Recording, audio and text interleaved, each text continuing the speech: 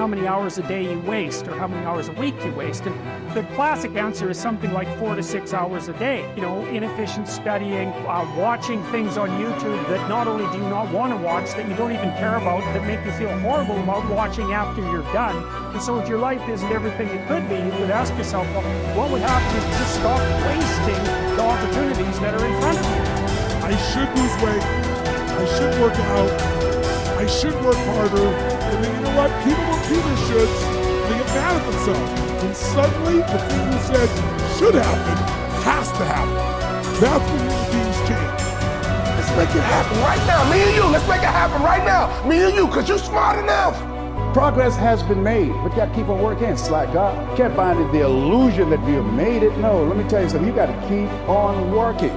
And we're going to make it happen, my man.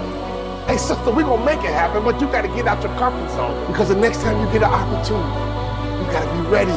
Because we're turning dreams into reality.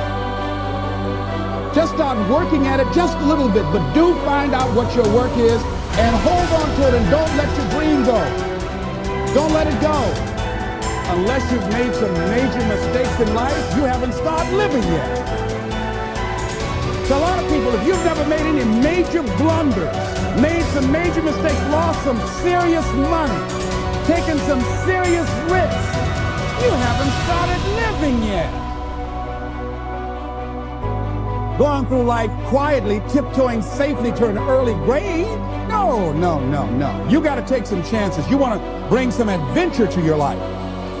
This is the time to stop and decide what direction you want to go in. One of the best things you can do in your life is to change.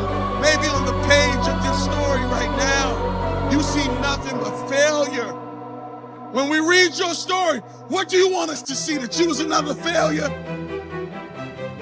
What do you want us to read when we read your story? That you quit? What do you want us to read when we read your story? That you gave up? That you threw in the towel? But here is what we're going to do. We're getting ready to turn the page, because when you turn the page, you get ready to write a new story.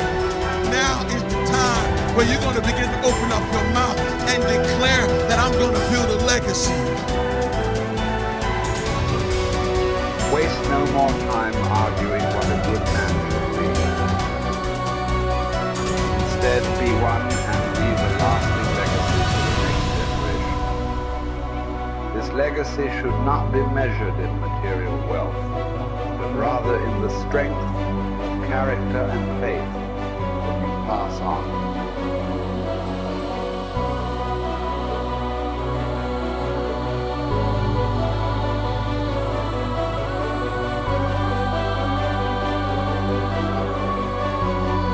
I genuinely am a force to good in the world. You may not understand that yet, but you will eventually. And I genuinely believe I'm acting under the instruction of God to do good things. I want to make the world a better place. I genuinely believe my legacy is a good legacy. And I believe that eventually, when the legacy media catches up, they're going to understand I'm a good, positive influence. I think a man should have absolutely no interest in whether he's actually happy. If I wake up and I'm unhappy, I will do the exact same things as if I am happy. I will go to the gym the same. I will work the same. How I feel has no impact on how I live my life. I don't think happiness as an index is a healthy view for a man to have on life success. If you're waking up and going, oh, am I happy, am I not? You're looking at life wrong. I think of a man, if you put happiness if you move it down the scale, right? And you start looking at, am I successful? Am I competent? You know, am I achieving things? Am I respected? If you start to look at these indicators of your life, you're going to end up being happier without actually analyzing if you're happy or not. But we talk about weak men. This is what's scariest about this entire agenda they're trying to purport. Because their ideas, like the feminist idea and like the mainstream idea and like Logan Paul's ideas, all their ideals is if we weaken men, then if they become weak enough, they'll no longer be a threat. And I argue that point absolutely. I think the most dangerous men on earth are the weak men. I think inside of every single man, we're born with a fire inside of us that we do not control can destroy ourselves and other people. And if you look at men who have no emotional control, because that's what they're trying to teach us to have. They're saying, listen, you're a man, you're allowed to just cry all the time and have no emotional control, no stoicism, just react to your emotions. Do you know what happens when you tell men to just react to their emotions? Anger. You have school shootings, you have rape, You have violence. That's what happens when you tell men to have no emotional control. These school shooters are kids with no emotional control. Rapists are men with no emotional control. Violence and the bullshit you see on the street are men with no emotional control. Telling men to not be stoic is going to create a breed of violent young men who have no emotional control, can't control their emotions, and act out on them. That is absolutely not be more dangerous to society than me coming along and saying, listen, I don't give a how you feel. It doesn't matter how you feel. You have duties and you have responsibilities as an adult. You must comply and act a certain way regardless of how you feel. That is better for society as a whole, especially as I'm only teaching the tenets of, listen, go to the gym anyway. Doesn't matter. Don't feel like it. Go anyway. Listen, your girlfriend left you.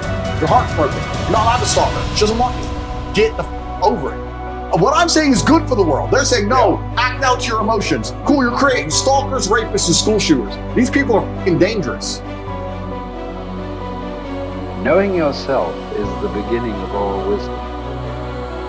Simplify your life. Don't waste the years struggling for things that are unimportant. Don't burden yourself with possessions. Keep your needs and wants simple and enjoy what you have.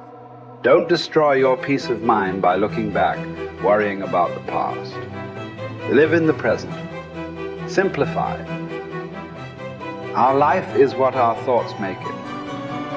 Do every act of your life as if it were your last. In a word, your life is short. You must make the most of the present with the aid of reason and justice, since it is possible that you may be quitting life this very moment. Govern every act and thought accordingly. Adapt yourself to the life you have been given and truly love the people with whom destiny has surrounded you. If you accomplish something good with hard work, the labor passes quickly, but the good endures. If you do something shameful in pursuit of pleasure, the pleasure passes quickly, but the shame endures. A musician must make music, an artist must paint, a poet must write, if he is to be ultimately at peace with himself. What a man can be, he must be. I will keep constant watch over myself, and most usefully, will put each day up for review. For this is what makes us evil, that none of us looks back upon our own lives. We reflect upon only that which we are about to do, and yet our plans for the future descend from the past. Excellence is never an accident. It is always the result of high intention, sincere effort, and intelligent execution. It represents the wise choice of many alternatives. Choice, not chance, determines your destiny. All human beings seek the happy life, but many confuse the means. For example, wealth and status, with that life itself. This misguided focus on the means to a good life makes people get further from the happy life. The really worthwhile things are the virtuous activities that make up the happy life, not the external means that may seem to produce it. Mark how fleeting and paltry is the estate of man. Yesterday in embryo, tomorrow a mummy or ashes. So for the hair's breadth of time assigned to thee, live rationally and part with life cheerfully, as drops the ripe olive extolling the season that bore it, and the tree that matured.